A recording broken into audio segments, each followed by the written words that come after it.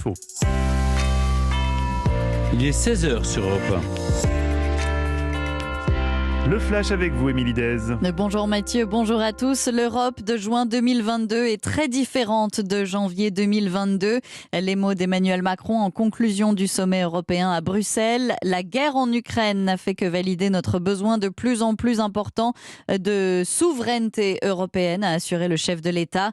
4 mois après le début de l'invasion russe, les forces ukrainiennes ont reçu l'ordre de se retirer de Severodonetsk, cette ville clé pour la conquête du Donbass. Selon le gouverneur régional, Severodonetsk a été presque réduite en ruine par les bombardements continuels. Par ailleurs, un fonctionnaire de l'occupation russe a été tué aujourd'hui à Kherson dans un attentat. La victime était en charge des sports et de la jeunesse. Il a été tué dans l'explosion de sa voiture. Ces dernières semaines, les forces ukrainiennes repassent à l'offensive pour reprendre des territoires perdus. Chrysoula Sakharopoulou juge inacceptable et révoltante les accusations de viol qui la visent. Une troisième plainte, cette fois pour violence, a été déposée à l'encontre de la secrétaire d'État, également gynécologue. La victime dit avoir subi des violences gynécologiques lors d'un rendez-vous en 2018 pour soigner son endométriose. Le procès des attentats du 13 novembre entre dans la dernière ligne droite. Les avocats de la défense vont prendre la parole pour éviter la prison à vie à Salah Abdeslam. Le parquet a requis la perpétuité incompressible à son encontre. Elisabeth Borne occupe le terrain en l'absence d'Emmanuel Macron.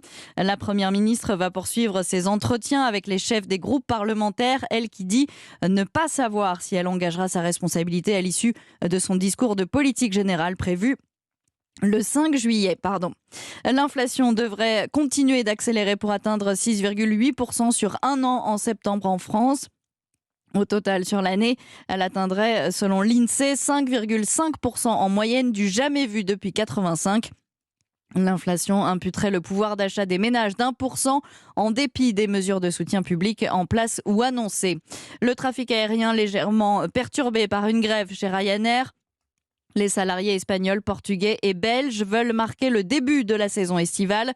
Un mouvement qui sera suivi demain en Italie et en France. Hôtesses et stewards réclament des embauches et des hausses de salaire. Mouvement de grogne aussi dans les transports franciliens aujourd'hui. Le trafic est très perturbé sur au moins 4 lignes du Transilien et sur le RER A. Le RER B qui dessert le Stade de France fonctionne quasi normalement. Le Stade de France où se déroule ce soir la finale du top 14 entre Castres et Montpellier. Finale à suivre en direct et en intégralité sur Europe 1, émission spéciale dès 20h. Europe 1.